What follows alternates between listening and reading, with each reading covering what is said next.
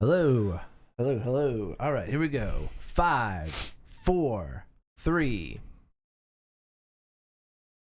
Welcome, everyone, and pull up a seat at the table. It is lunchtime in Rome. Tonight is episode 154, entitled Bad Patterns in Relationships. We all fall into bad patterns in our relationships. But why does that happen? What is really behind it all? How can we possibly break that destructive cycle? Is there hope? Please pull up a chair at the table and join us. First-time listeners, you can subscribe on your favorite podcast app or listen directly on lunchtimeinrome.com. While there, you can take our relational needs questionnaire. Make sure to follow us on all social media, and it would be great if you gave us a 5-star review. Jay, what specifically is this podcast about? Being alone is the worst. Good times aren't as good, and bad times are worse when you're all alone. Romans 12:15 says to rejoice with those who rejoice and mourn with those who mourn. That is how you keep people from being alone and what this podcast is all about. We demonstrate that in the first 15 minutes of the podcast, and we talk about it for the rest. So while it may not be 12:15 in Rome, we're treating it like it is lunchtime in... Oh. Do not do Audacity. All right. Take 2. Here we go. Sorry, guys. It's My okay. apologies. My You got apologies. so much going on. It's okay. Yeah, I appreciate that. I don't think it is. 5, 4, 3. Welcome, everyone, and pull up a seat at the table. It is lunchtime in Rome. Tonight is episode 154, entitled Bad Patterns in Relationships. We all fall into bad patterns in our relationships. But why does that happen? What is really behind it all?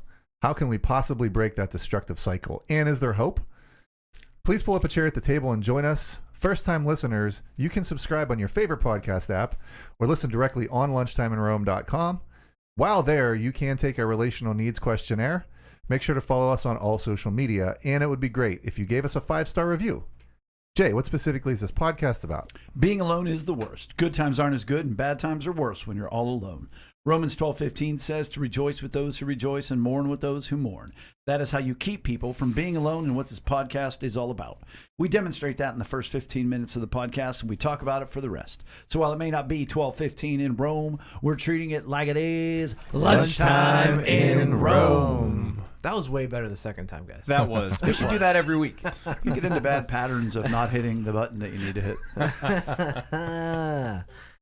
Yeah, I'll go first. Why not? Why wouldn't you? Why not? My gosh, I am so tired. I am so...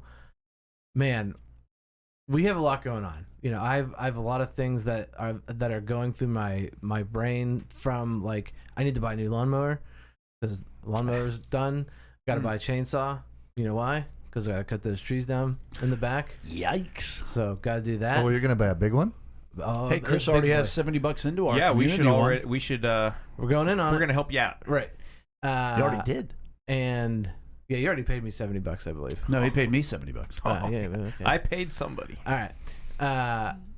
Then we got to come down. Got to put a new light in the kitchen. Got to go to the hospital after the tree falls on you. Right. Got a side project going on that I got to finish. Got to take care of the backyard. All of that. There's just like, it's one thing after another right now on top of us trying to potty train Maggie. And I just... That's probably really easy. I don't think I've ever... I don't think I've ever wanted to run away from home. I kind of just want to run away from home right now. Like I said last week, I can't wait to get to our we're having our wedding anniversary, 15-year wedding anniversary coming up, and we're going away. And like Where are you going? That's my goal. We're going to Deep Creek, Maryland. We got an Airbnb. Had some things on the way down, and just a quiet weekend away. Sleep in, not wake up to anything. Awesome. Yeah, like it's. I just want to have a conversation with Amy and not have this toddler like just just talking. You were so interested know? in getting away from your home on Sunday, you came over and helped me paint the pool. I was like, I'm glad to be here doing manual labor painting your pool, Brian, in this hot heat, sweating it out, like. Yeah. And I did feel good actually. Like I felt like there was like We got to do something where you're like, self-accomplishment. I painted that stripe. It didn't talk back to me? It didn't talk back. There was a beginning and an end. You know, I could pause it if I wanted to. So like right now, it's just, and I will say this: the good thing is like Maggie has mastered number ones on the toilet. She's got that down. She's really good at it. It's the number 2. Sure. So that's where we are. we're making progress. I keep on telling myself we're making progress, and I'm glad she's at least going, even though it's in her pants. But we're not dealing with the constipation kind of thing, so there's that. But also, I think the great thing is, unless you haven't told me, or us, or me, is that this can be a terrible time for parents between the two of you. And you guys seem to be unified and doing well. And I think we're okay. I think Amy would say that we're okay. We're both definitely kind of like at the end of our own ropes at the end of the day, and we're ready to just relax, but we're not at each other's throats. We're not at each other's throats, yeah. That's big. That's big. That is. Yeah. And she's potty trained. Amy. Yeah. Yeah. So that, for a while now. Yeah. Yeah. So strike one. I have a car that I haven't seen since mid-March. This goes on and on. Yeah, That's terrible. I touched base today, and there's something called a throttle arm. Something, I don't know. I'm not an engine guy. I feel like unicorns are punching holes in your gas tank at this point. But I don't think the bill's going up at all. But it's at the Ford dealership down in Monongahela, and Ford has been trying to get to the bottom of this. So it's like a throttle arm. That's what it's called. So you have to run through all the diagnostics, and then I think what we're going to do is fix the throttle arm, put a new one on, and then whatever happens, it's almost like choose your own adventure at this point. You know, like what's the next logical thing that you can do to move this process along? But the point is, like, I haven't had a car that car since mid-March, and I kind of feel at this point it's almost like a hostage situation where I'm like, I don't care what I have to pay, just give me my thing back.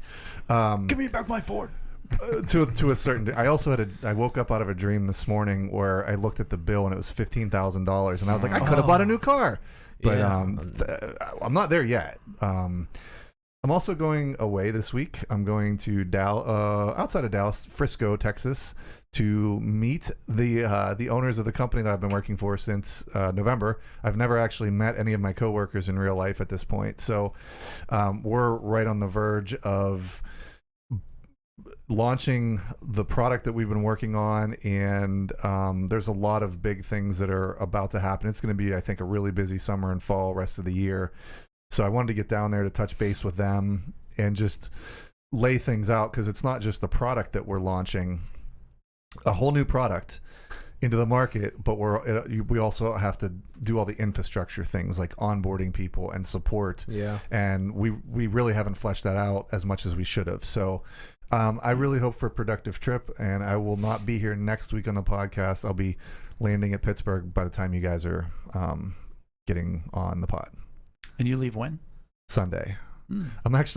I get down there. I have a straight shot. I leave Pittsburgh at like 9:30 in the morning, and I get down there. I'm going to look for a disc golf course in Frisco and take a couple discs with me. There you go. Because I get there at like right before noon. So what am I going to do for half the 36 holes? Yeah, it sounds about right. What do you mean looking for a course? I have a rent-a-car. You got to find at least 2. Yeah, I'm probably going to take 4 or 5 discs with me in my suitcase and go have fun. Gosh, that'd be great. Yeah. That does sound nice. And I know you I mean, I'm not saying you like to go away, but you thrive in new situations, and I don't know, you're a guy who embraces. You like meeting people? Yeah, just like, oh, this is new. Let's go get it. Yeah. I think it'll be a nice time to get away, and I'm looking forward to it. I have a similar disc golf story, but not Texas, but I'll get to that.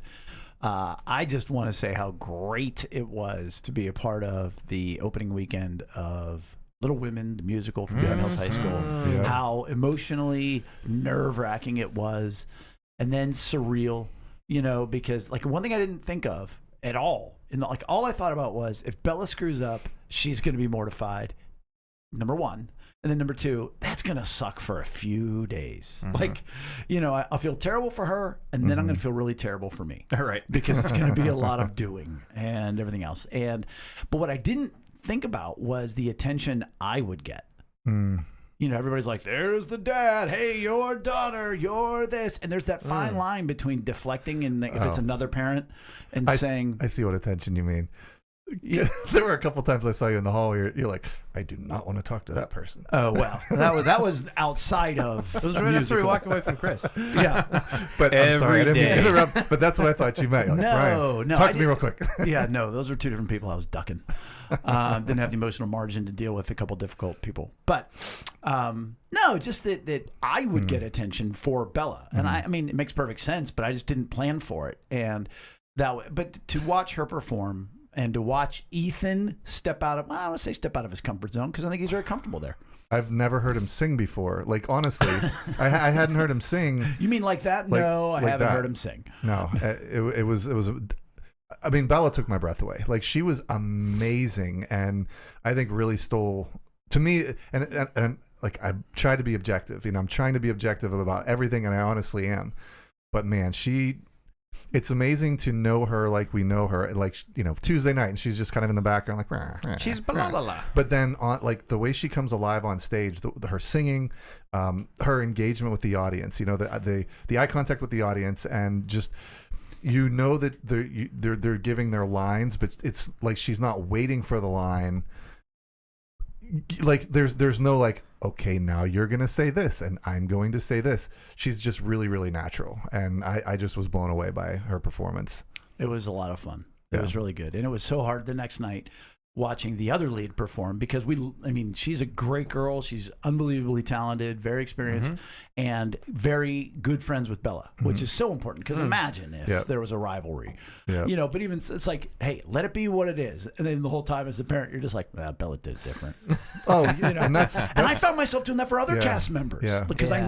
know all of the kids. Yeah. And, you know, you're just sitting there and, it was so exhausting. It was almost more exhausting. No. I'll say more exhausting Saturday when Bella didn't have the lead. Now Friday was exhausting, but it was great. And they donated all the flowers that they tried to sell Saturday night. And we got them over to Seneca Manor, so that was cool for a blessing. That's where they awesome. went. Okay, That's Nice. so cool. And then they were throwing away all the cookies, and I was like, I got a volleyball team that would like some cookies, and so we handed out a bunch of cookies to the volleyball team. But here's my disc golf dilemma. Tomorrow morning, I'm getting my car inspected and the oil changed at the dealer, Jim Shorkey Kia, on Route 30 in Irwin. And a little bell went off, and I said, "Oh, there's a brand new disc golf yes, course." there is. Wait, where? Oak Hill Park. It's kind of Irwin-y, kind of that area. And I looked, and it's 10 minutes, and I thought, wow, I was planning on taking my computer, sitting down, just getting some work done, which is kind of also code for take a little nap, you know, because I don't ruin second sleep. But I thought, 10-minute Uber, what's that going to cost? $10. And then instead of just sitting there, you know, like a stunad, just waiting, okay, is it done yet? Well, sometimes Oak dealers Hill will Park. even Give you a maybe little drop loaner. you somewhere, or give me a little yeah. drop off. So do I stay and just do my work, which I can do anytime? And let's be honest, it's going to be before noon, so I'm not really capable of working before noon. Right. Who is? Especially on a computer. Get out of here. Get out of here. But, or do I go and play this new disc golf course? I think you go. I'm excited to hear your review I'm looking already. at my schedule for tomorrow. Well, I probably can't go, but don't tease, Tito. oh man, wait. No, I already asked Joe. Oak and- Hollow. Oak Hollow. Oh, my bad. My bad. Oh, Joey Callow. Oh, yeah. Well, Joey Gallo's dead. Nope. Nope. I don't know that one. Oh, my cousin Vinny. Oh, Joey Callow. Of course. No, I'm Joey Gallo. It's a great Joey one. Gallo's dead. I love some been a Marissa while. Tomei. Yeah, it's been a long time. I love her. Well, I was just watching. biological I was just clock. watching the Seinfeld where Yeah, George it's is so obsessed good. with her. It's so funny. So for me, I'll start by echoing the sentiments on the musical. It's a very it's a different show. It's a very serious show. I mean, it has some lighthearted moments, but it is very much a sort of a lead driven performance. That being said, Lily, who is in the ensemble, and the ensemble doesn't have a big role in this, but they they come not out a lot of big numbers. right. Not a lot of like big group Nope. There's dances duets and giant, big yeah.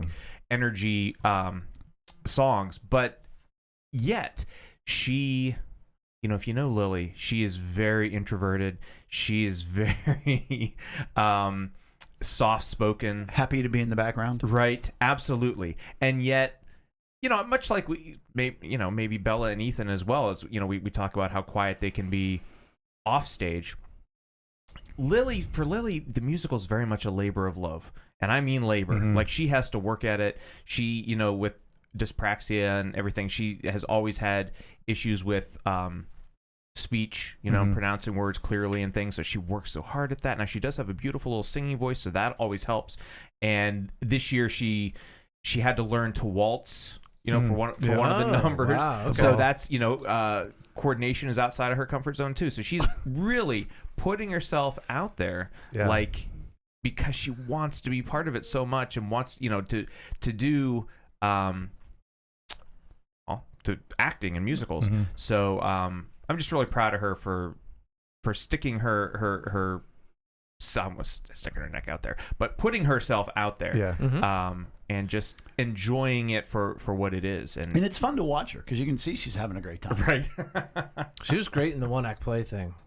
Oh, yeah. So That was funny. another thing that was, when she was the old lady. Yeah, is she on Saturdays? She's on every night. Okay, yeah, the cool. ensemble pretty much has like the same roles every night. It's okay. just a few of the leads that swap. Okay. Yeah. Cool. I wanted to add one more, just occurred to me.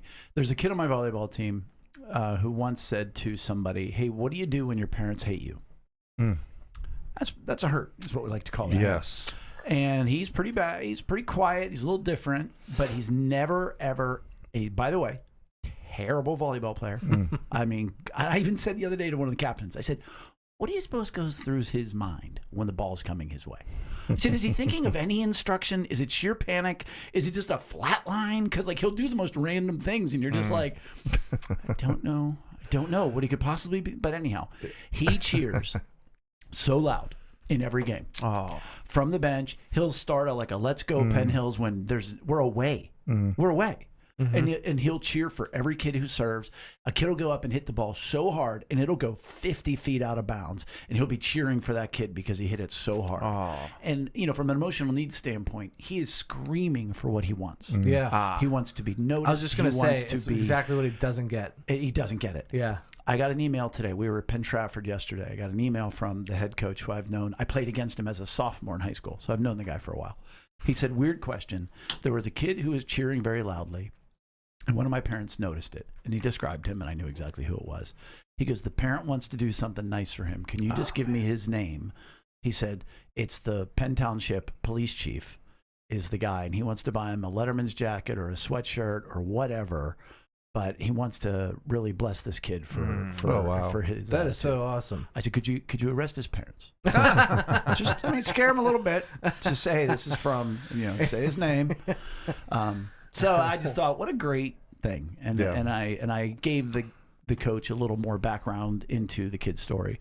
So I think that's pretty special. Yeah, man, that recognition and that could go a long way. I sure hope so, because he's a hurting kid, and he has got. Obviously his parents are hurting, because I don't think you ever choose to crap on your kids. I don't think you wake up and say, you know what my kid needs today? Yeah. He needs me to know that I hate him. I don't think that happens. And that has developed through a pattern of hurts in their life. And every time I meet with a couple who's going to be married, in the very first meeting, I say to them, I'm gonna ask you a question. Do you guys have the same fight over and over and over again? It might be separated by a week or 9 months, but when you guys fight, it's the same fight. There's just different details. And it is hilarious to me now, 40 marriages in, that every time I do it, they look at me like I'm some sort of a genius. And they go, yes. And I go, right. Well, that's because you're like every other couple, because we get into bad patterns, fighting patterns. Do you guys have experience with that, or are you guys the anomaly?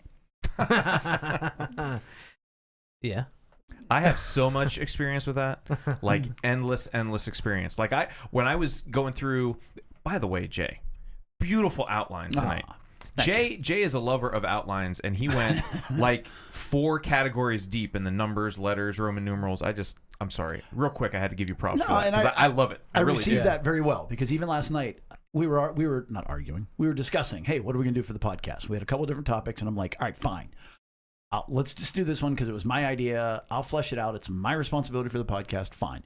And Brian had a great joke, which was, you're doing it now, which was 11:30 at night. And then he said, it's middle of the day for you. What am I talking about? But I sat down, TV off, and just worked on it. And when Belly came upstairs to go to bed, I showed it to her and I said, you complain right now about having to write a 500-word essay, and you complain about having to take notes for this. I said, I don't know when this developed my ability to outline. I said, but this is about a 20-page paper.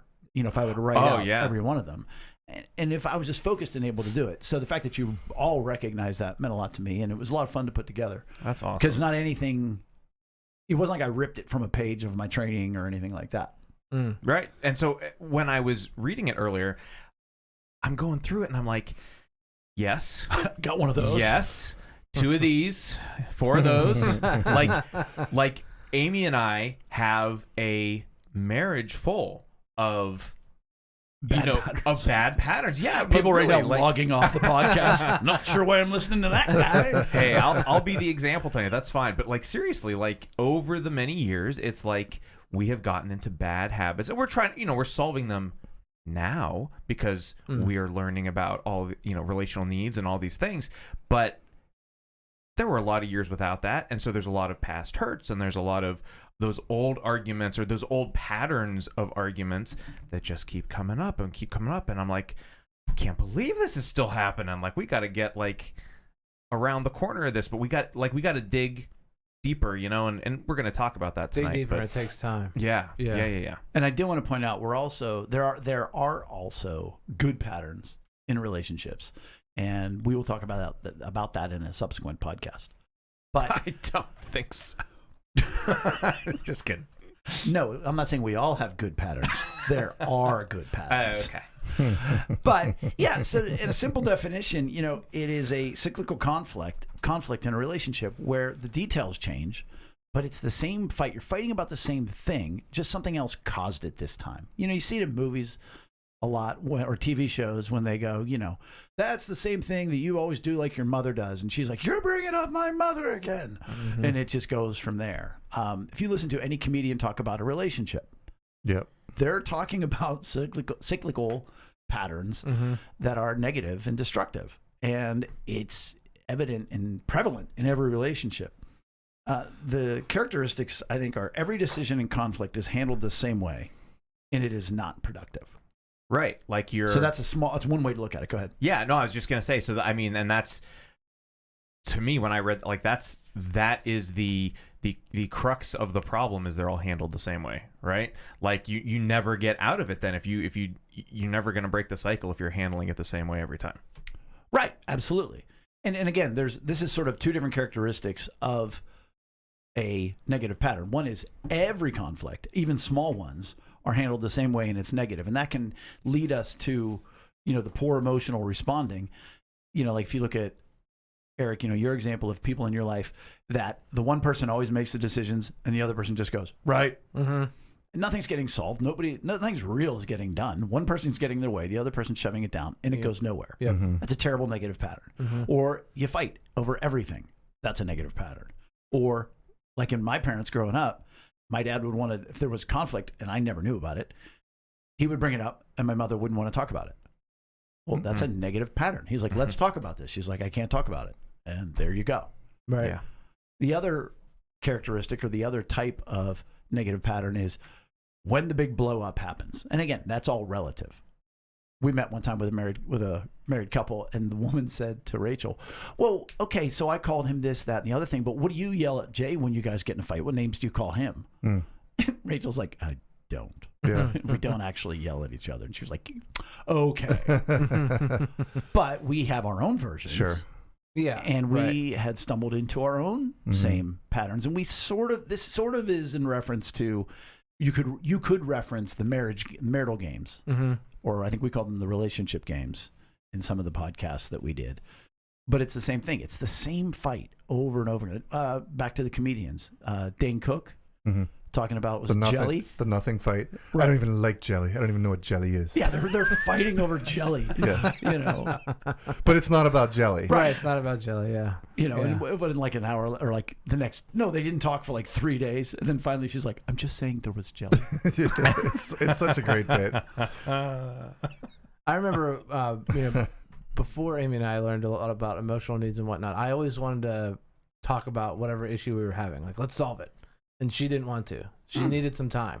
just to like think it over. So I learned that about it. But that would be a reoccurring thing, and it would annoy me, like, because my high need of acceptance, like if I did something wrong, I want to solve the issue and figure it out, right? And get back to a place of peace. Yeah.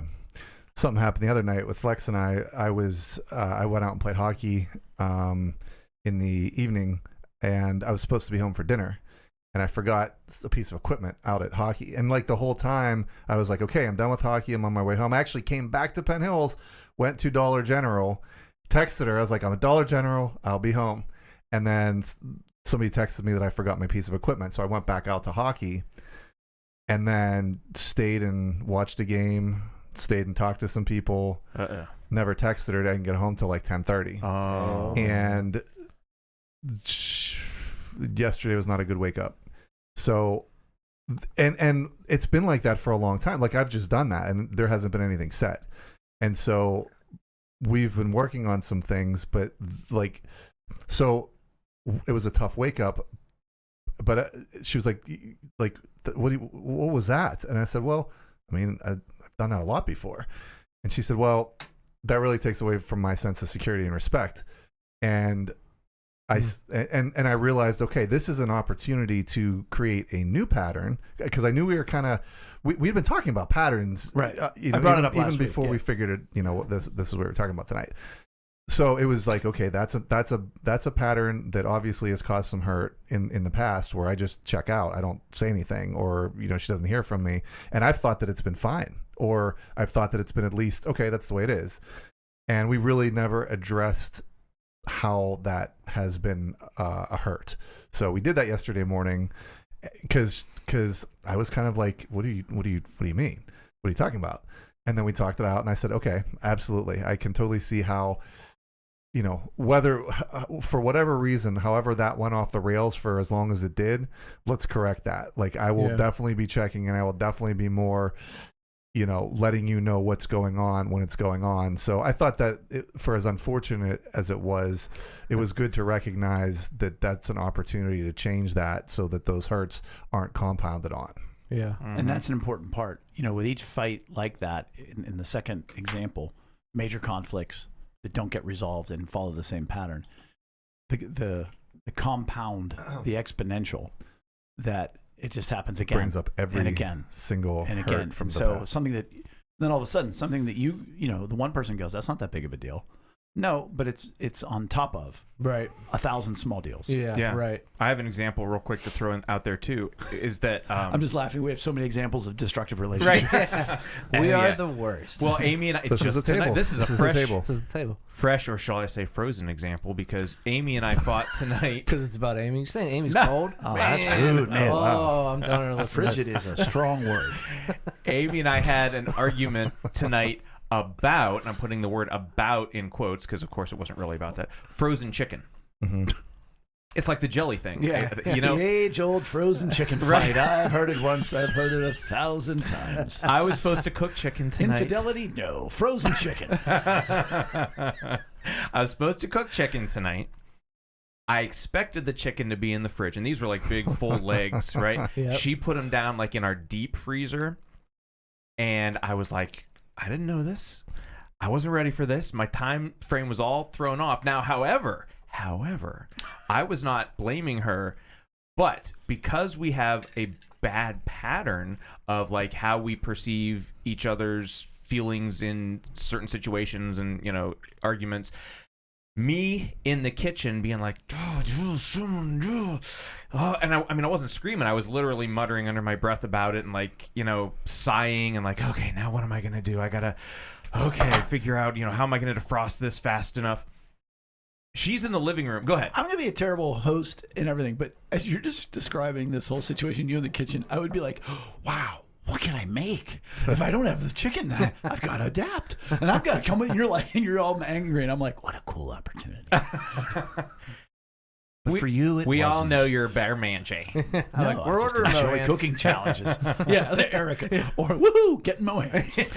But the whole time she's in the living room, perceiving it as, he is so angry at me. He is so like he is out there like swearing under his breath at me. He's every single sigh was like piercing her. You know what I mean? Yeah. And so then when I finally came into the living room and all I said was I was actually passing through and I just said, "Hey, can you not do that next time?" That was the end, right? Like, so we ended up in this huge she died like argument about it. And I'm like, it was just chicken, and I recognize it was just chicken, but it wasn't just chicken. Jay's face right now. That's great.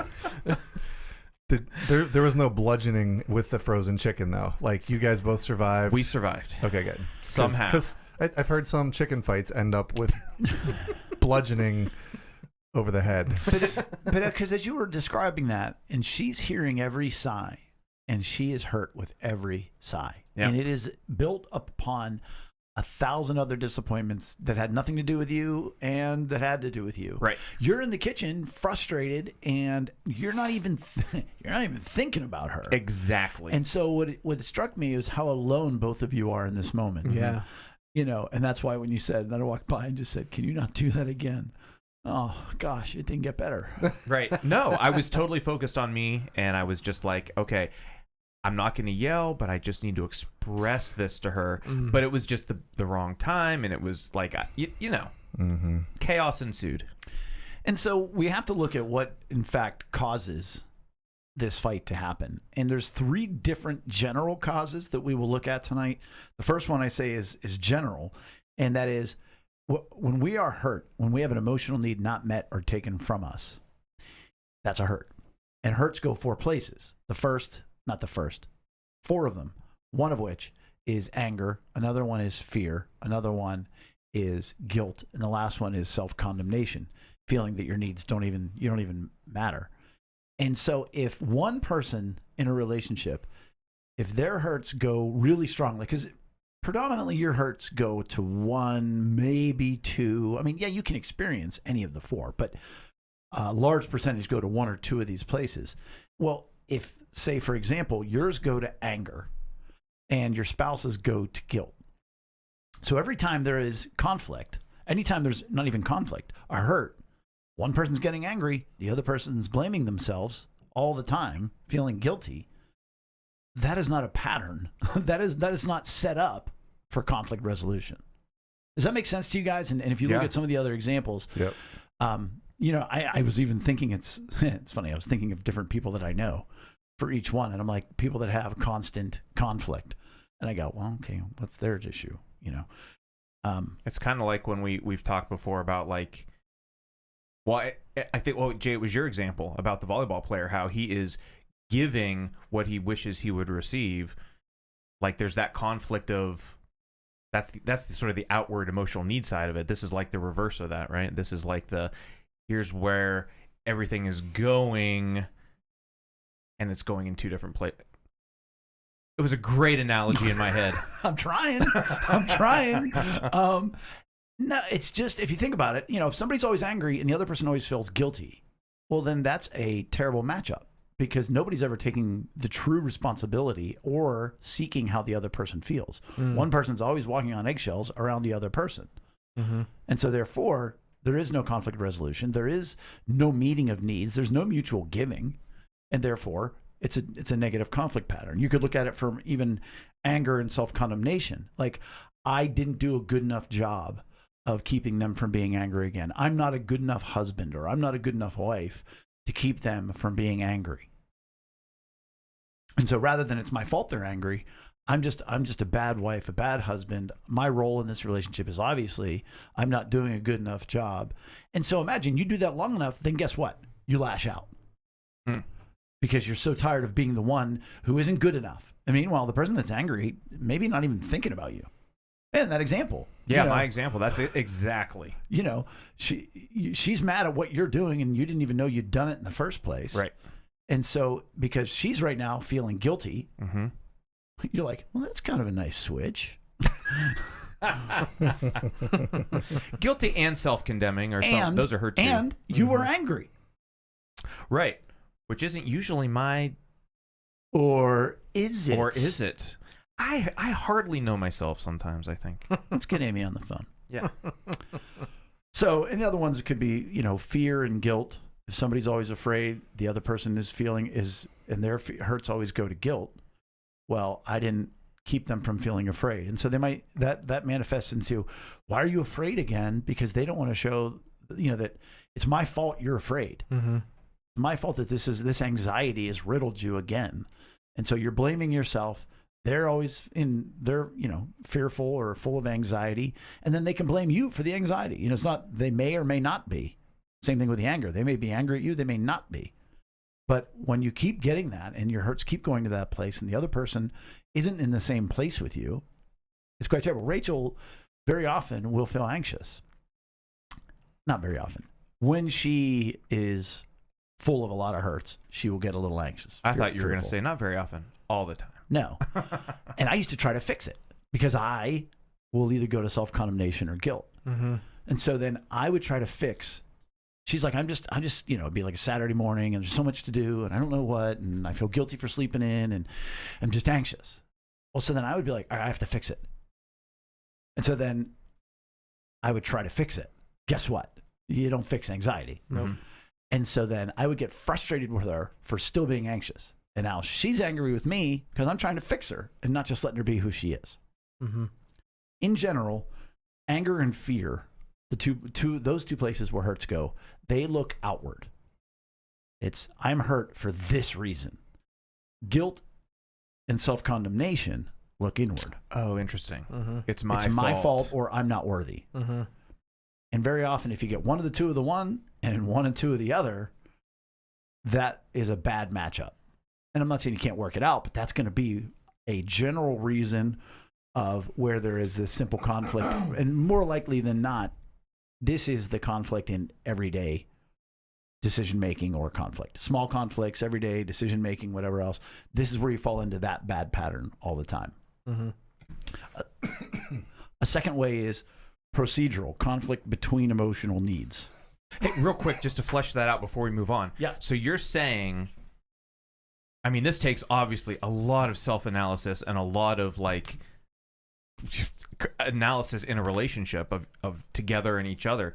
But you're saying if a relationship has one outward looking place where hurts go, like anger or fear, and the other one has an inward, like guilt or self-condemnation, they could be predisposed to right. poor conflict resolution. Right. That's amazing. Like that's right there is a revelation that, like, I mean, you're trying to get to the and I said this very line to Amy tonight, like, we need to get to the root of this.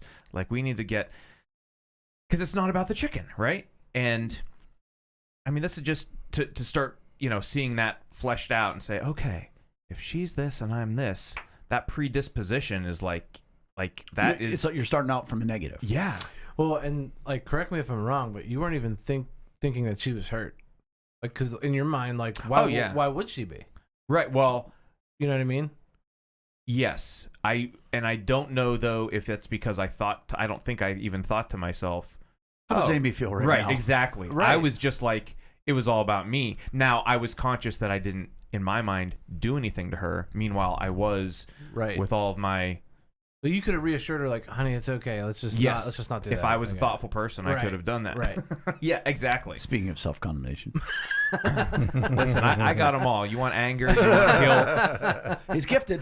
He's gifted this one. He's got a couple we haven't even defined yet. So like I said, the next one is procedural, which it was midnight and I just couldn't come up with a better term for it. But it's basically conflict between emotional needs. So we all have emotional needs, and sometimes a high need in one with a high need in another can conflict with each other. Mm-hmm. This is what I was talking about. Well, go ahead. Last night when we were trying to figure it out? No, just when I was trying to use the analogy to say it's like this, but in reverse. Well, you're actually almost there. Yeah. We're not quite there yet. Oh, okay. Because you said it was like the volleyball player who's giving what he wants to receive. Right. This is not that. Okay. This is where two different needs compete or conflict with each other. when Rachel and I were first married, I've used this example before. Rachel had a high need for security, would want to know where I was all the time. Even if I would lay out for her my schedule for the day, she would then call me, or she would page me and ask me where I was. And I'd be like, I already told you where I was. And I'm a grown man because I had a high need for respect because at that point in time, I'm making almost zero money working for Young Life.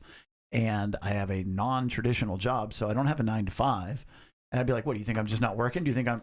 And so just like with you in the kitchen, I'm in my own head, and I'm taking what she is needing, which is security, as an assault to my respect. Yep. And so anytime there's conflict in that regard, guess what? We had that fight again. Does anybody have any other examples that you can think of in your own relationship? You don't have to check the outline, but when you guys have conflict between emotional needs. I feel like Amy and I are pretty similar in emotional needs, actually. But I will say, like, that does resonate with me, going back to the whole letting her know where I am, and going back to what you were talking about earlier, Brian. You know, she just wants to know, like, hey, text me when you get there. Okay. And then there was one moment where, like, I kept on, like, texting her, like, taking a picture of you guys, like, you know, just showing her. And she was like, okay, I believe you that you're disc golfing right now. You like, you know, like, I'm like, okay, you told me to text you. You know, I went a little too far, but no, but yeah. If you think of somebody who has a high need for affection, and so the minute the other person enters the room or gets home, and they run up and they give them a big hug, and the person just wants to set their bag down. I just want to just have my peace and quiet, and whether that be respect or security, like, hey, I've just had a big long day. I don't need you up in my face. And so they're not meeting the other person's need for affection. And the person who needs affection is not meeting their need for just either security or respect or whatever that is. Interesting. And so that would be a conflict there. The classic one is, I like to call it the Rachel and Bella dilemma. And we should say that because, like we should call this the Rachel and Bella dilemma. But I was thinking, like, talking about, like, what causes it, the general conflict between where hurts go, the anger, guilt, self condemnation, and whatnot. Like, I feel like that a lot of that comes to parenting and, you know, growing up, like your years growing up, like it's almost like forming who you are, like back then. Absolutely. Yeah. I mean, all of this. Yeah. You know, when I meet with couples and we fill out a family childhood history questionnaire, you know, they're always like, oh, that was in the past. And, you know, I'm like, okay. Here we go again. You clearly didn't have a biology class or anything else. So much of this is the groundwork is laid. I mean, by the time you're like 2. Yeah. Let alone 12. I have a very low need for support. Support is somebody comes alongside you and helps you do the thing. Let me help you. I don't want you to do that I came over and helped paint your pool, so I don't know about that one. Well, I'm glad you did. I would have done it myself, and I'd have been fine with it. But I do. I mean, if I don't need it, right? It's great it's great when you give it, right? Yeah. And I'm not going to turn it away, but I don't need it. Yeah. But Lex and Abby, my wife and daughter, definitely have a need for support. And I see that with things like when Abby we recently switched bedrooms. Before that, you walked into Abby's bedroom and it looked like it was a war zone. Like, just so much stuff everywhere, like to the point where it was like, is she going to become a hoarder? Like this is like, there's some stuff going on. Yep. And she would be so overwhelmed with, like, she just wouldn't know how to start. Yeah. It'd be like, Abby, go clean your room. And she would shut down. She had no idea how to. That was me when I was a kid. So but funny. As soon as I walked in, and I didn't have to do anything, I just sat there and said, why don't you start this little pile here? And then she would start that little pile and just kind of get lost. And I'd be like, well, do you want to give this thing away? Do you want to give this thing away? What do you want to do with this? And then she would just then take off with it while I'm sitting there. And then every once in a while she would like veer off and get lost. And I'd be like, well, how about you go over here and do that? So that was interesting to me to see that. I don't have a high need for support at all, but to see the need for support being met was really, really cool to me. And it is really cool to me. It is cool. Correct me if I'm wrong, Brian, but like Eric's example of painting the pool, like that's that's different to you Oh, yeah. than, let's say, I was making a joke. sure, but like, Just but wanted to no, be clear. but it's right. Like, well, Strike two. It's nice to have somebody. Very much appreciate this the is probably support. strike 5 now. However, let's say you're grilling out by the pool. You don't want Eric to come up and tell you how to grill your chicken You or don't how touch to like another man's That's grill. respect. right. You Yeah. don't touch like, another man's grill. Yeah. Well, sure. Okay. All right. Yeah, because Maybe maybe, that's he's too general maybe an he's example. thinking about that's like knowing emotional needs. I'm going to support Brian. I'm going to help Brian Right. do. Yeah. Yeah. No, You don't want that. You want to accomplish Right. those things. Think through those things on your own. Jay, back to you because I interrupted you and I'm sorry. No, but these are all great examples of, Yeah. you and it's even not in conflict. It creates conflict. Because if you said, "Oh, I'm going to support Brian by telling him how he needs to do something," Ooh. Don't ever do that. A, he doesn't have a high need for support. B, you're stepping all over his respect. Yeah. Yeah. I'm going to tell Brian Yeah. what to say in a situation. Oh yeah, that's great. Right. He loves Everybody should that. do that. Well, how often does that happen in a relationship, though? Whether, and again, this, by the way, is not just husband, wife, boyfriend, girlfriend. This is parent, child. This Work, is all relationships. all of them, all of them. You teased the Rachel Bella thing, which was the classic. Yeah. Yeah, the classic Rachel Bella thing, which is Rachel communicates via encouragement, and Bella has a high need for support. And so you did the cleaning the room thing. That's exactly where That's it is. And so that's a conflict. If, And again, encouragement would be Rachel being like, "You can do it." go clean your room. You can do it. It'll take you 15 minutes. It's not that hard. To Bella, You that's may a have brick just said, wall. Right. Yeah. Not a thing. Not a thing. The last one is attention versus acceptance. And I bring that up only because it just came up with a couple that I had dealt with where the woman had an insatiable need for attention. And the guy had an overbearing mother growing up where she was a helicopter mom, but also said to him, "You're my sweet angel. You're the best. But if you just would do this." So the woman would say to him, "Hey, let's talk about something." And he's already sweating because the pressure's on. And he would say, "What do you want to talk Doesn't about? want to screw it up. What do you want to talk about?" Yeah. And she would say, "If I have to tell you, then apparently you don't want to talk to me." And so all he hears is mommy from a life that Brian's over here. F that. You don't want to tell me? Screw you. But the poor girl's like, "I just want someone to pay attention to me. And if you can't think of something to say," and all he hears is mom saying, "You're not perfect. You didn't quite do it. And I'm going to observe everything you said." Yeah. And I'm pretty sure they're divorced now. Man. So another thing that I was just scouring my notes for was sometimes it's having just different levels of the same need can cause this same pattern.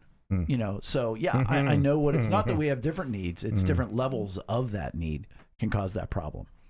Still within procedural is not being open and honest and vulnerable in a relationship. If you look at it, there's 3 things that are essential in a relationship for it to be very good, which is your goal, by the way. It's not to not suck, but to be very good. And that is being having God at the center of your relationship and not just a plaque on the wall in the dining room, but literally having God be in between the two of you and seeking his counsel and things. Number 2 is being open and honest and vulnerable in your communication of your needs. It's not just like in your schedule. Being open and honest and vulnerable about your schedule might meet their need for security, but it's about your needs in the communication. If we're not communicating it, we're not being open. Right. Honey, how have you been? Fine. Mm-hmm. Oh, you're not fine. Nobody's fine. We all have needs. How can I meet your needs? If you don't say it, you're not being open. You mentioned a little bit earlier, Chris, the second one. Stealing the need. Oh, wait, I did? About not being honest? You mentioned that my volleyball player is giving what he wants to receive. Wait, this is finally it? Yeah. We have arrived. So he is stealing the need? He's trying to. He's He's doing- trying to steal his own need. I see what you're saying. No, he's projecting what he projecting what he wants wants so that so hopefully that somebody other will give it people- back Hoping to that him. he's, yes. Think of a hug. If he wanted a hug, he's running around hugging everybody. Right. And then how devastating when everybody's like, no, I'm staying away from that guy because he's a maniac. Right. Well, back to him though. Yeah. Or are you talking about him? Mm-hmm. Right. Like when you're trying so desperately to get that, you're stealing it. A lot of the times, people are gonna be like it repels. sure. It repels. I mean, a guy that I've dealt with people who have such an insane need for attention, in my young life days especially, and I would literally work with them on giving them nonverbal social cues because I could see them just get ramped up, and they would try to do more and more and more to be seen, and then they're becoming that kid that nobody wants to be around. Right. Specifically to my guy, the cool thing is everybody on the team appreciates him. And even the hardest kids are like, more people should be like him. Yeah. He's positive all the time. And it's like, that's not what that kid would normally say. So at least in that situation, they're not avoiding. And what's crazy is like, what they don't know is like, they don't know that kid is like suffering. And yeah, he's not being positive for you. Yeah, Let's be very honest. Yeah. Man, what a world we live in. And so when you're stealing the need, when you're projecting your need instead of communicating it, you're not being honest. So the first one's being open. The second one's not being honest. You know, and if you're running up and hugging everybody you see, you're not saying to somebody really close to you, hey, I really need some affection. And so that's not. Oh, I'm sorry. I was about to finish your sentence. That's not being vulnerable. Is that where you're going? Well, sure. Oh, it's not being honest about your needs. And therefore, the reason why you're not being vulnerable is you've tried to be open in the past. You've tried to be honest in the past. Then you haven't had your need met. So therefore, now you're afraid. You're protecting yourself. Why would you be vulnerable if it's just going to get hurt? So you've learned to not be open, to not be honest. Because if I didn't know, you know, if I'm in a relationship and the other person doesn't meet my need, but they don't know it, right, that's one thing. If I've they know it, when I teach people about this and they take the relational needs questionnaire for the first time, their homework in the second meeting is to give the other person a tangible, specific way to meet that need. So that, and they always go, well, this feels dumb. And I said, okay, if you have a high need for affection and you say, it would mean the world to me if you hugged me when you walked into the house for the first time, would you rather you told them to do that and they did that, or they never did that? Well, of course. Because the opposite is, what if they don't want to hug when they first walk in the door, but the other person thinks, oh, you know what I'm going to do? I'm going to hug them as soon as they come in the door because they have a high need for affection. So they get up, they run to the door, they give them a big hug, and the other person goes, not now. We're like, well, I will never meet your need again. Right. We are done because here I am trying to meet your need, but you told me that wasn't good enough. And so now we're, guess what? Back into a conflict. And that can go, that's a hurt. Okay, well, how do your hurts match up? And now you're into this whole negative cycle again. So you've learned, once again, well, I was vulnerable, but it didn't work. So we want to make sure that we are vulnerable. It's a great word. In a productive way. It's a terrible word, and I hate it. And that's, so last is not mutually giving. One or both of the people are not loving the other by meeting an open, honest, and vulnerable communicated need. And that's kind of what you just said. Like, oh, this feels dumb. Like, apparently that person is not going to meet an openly communicated need. Yeah, or just in a pattern. You know, I always go with the more traditional 1950s family where, you know, Edith Bunker's going around meeting all of Archie's needs, and Archie is just the center of his own world, and he doesn't, you know, he put food on the table, so there you go. Or the person that is always apologizing and always acquiescing. That's not a balance. That's not mutual giving. And so therefore, there's what it'll be is the person will take it, they'll take it, they'll take it, they explode. They take it, they take it, they take it, they explode. Or both don't meet a need, and they just slowly drift apart until they explode. It's a happy topic. The last source of this is unresolved hurts. There are, again, two types of these. And the first is past hurts outside of a relationship that have not been comforted. So this has nothing to do with the other person. This is the childhood stuff. And yeah. Absolutely. Or previous relationships or traumatic experiences. You know, Chris, your example of frozen chicken gate, you know, I don't think I'm blowing up anybody's spot, but your wife's got a few hurts from her father, both current and historical. And how many of those got lumped into that moment subconsciously? Right. Probably 1 million. Right. And so therefore, when you come walking through, you go so far as to say when you said, don't let that happen again, she may have heard it in her dad's voice. I done good. Strike 3. No, that was sarcasm. I'm being sarcastic. I suppose. But that's how that impacts us and impacts conflict in a relationship. And think about it.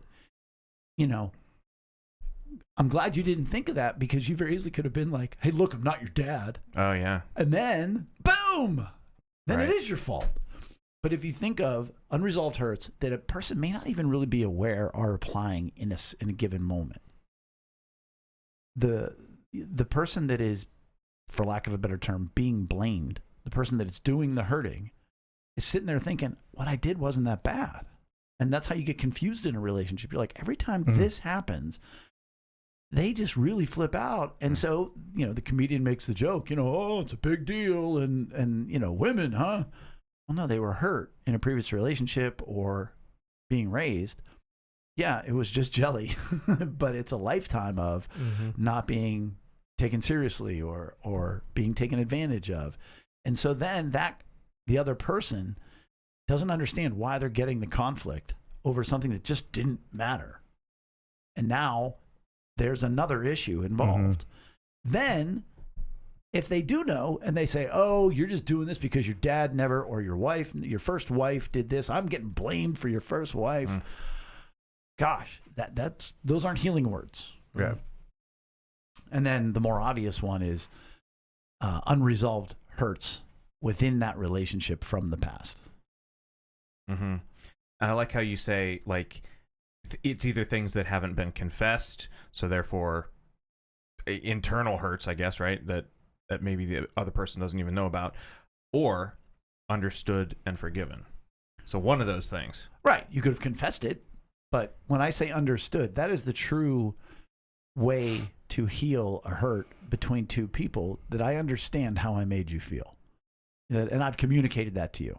It's not me asking you to forgive me and you saying, oh, you're forgiven. And we go, okay, good. We got past it. No, if for your situation with Lex, if you said to her, I can't imagine every minute that went by and I didn't text you and I didn't call you. And you were probably remembering all the other times that I didn't text or call. And in the back of your mind, you're going, which I thought was okay, but you don't say that. Right. And I can't fathom how long that night must have been for you. She would go, he gets it. That's what it is to be understood. Too often, okay, you might confess something. Hey, Leah, you know what? I was wrong. Yep. All right, but were you? Yeah. Do you really understand how you were wrong? that you were wrong? Right. It reminds me of like all the celebrity apologies. Oh, sure. Yeah. I'm sorry I made you feel that way. No, I'm sorry if the decision that I made to save mankind offended you. Yeah. Like, I don't think that's what that is. Yeah. And then forgiven. Maybe the person goes, you know what? I understand your heart and you understand the way you hurt me. We're okay. Well, if those three things have not happened, the confession, the understanding, and then the forgiveness, that's an unresolved hurt in a relationship. And I've done a marriage weekend where I was with some Mount Hope people. Eric, you'll appreciate who those were. Yeah. And I brought this up. And I said, here's what we're going to do. You're going to go off with your spouse, and you're going to make a list of ways you've hurt each other historically in your relationship. And then I'm going to teach you how to resolve those hurts. You would have thought I said, I'm going to sleep with all your wives, and then I'm going to rate their performance. They would have been much happier had I done that. Like, they were like, no, we've gotten past all that. Why would you want to bring up anything from the past? I mean, they were angry. They did not ask me back. But that's their thing, is we got past it. But you didn't heal it. You didn't heal it at all. And it has such an impact on today. And that is a real big cause of why these things happen. And also, well, and I could see like one party wanting to move forward if there has been something done. Like, I just want to talk about the future. Like, let's just talk about, but you can't. And odds are you were the one that made the mistake in the past. Right. Not you, Eric, but you, the one who says, let's just focus on the future. That's what I mean. Right. Let's just focus on the future. Yeah. Right. Because it's not your hurt. Right. Right. And so, again, if you're hurt in a relationship and you've quote unquote gotten past it, now the other person is meeting your needs. Every time they do something good, way in the back of your mind, you're like, yeah, but you still didn't fix that. Mm-hmm. And oh so, my gosh, yes. and now imagine, imagine the person that met the need. They're like, look, I'm doing all I can, but there's this anchor on and then they get mad. Look, all these good things I did for you. Well, but we've gotten past it, so they can't bring it up again. Right. And so therefore it's just deadened and clouded the relationship. And, well, that's what I just said. So here's a question. Yes. How do you break the cycle, Jay? Ooh, that's a heck of a segue. I think that's a heck of a teaser. Well, that's the question. Yeah. We're at the hour mark. Wow, we are at the hour mark. I didn't even realize that. Well, this is perfect because we have set up, here's how it happens. Maybe you can start to look for it in your relationships. Right. Knead that into your dough, so to speak. And then next week we talk about how to break the cycle. Wow, I didn't even realize we were at the hour. Right now, Duke is just swearing. Like, this is the bad cycle. You could have got on. Well, you know what that means, Chris. Yeah, we're going to end episode 154 on that note. So sorry for the cliffhanger, and yet really I think it's, we touched on so much meaningful information tonight, and next week we will resolve it. So we hope you will join us again at the table for episode 155. In the meantime, please make sure to give us a like or follow on social media.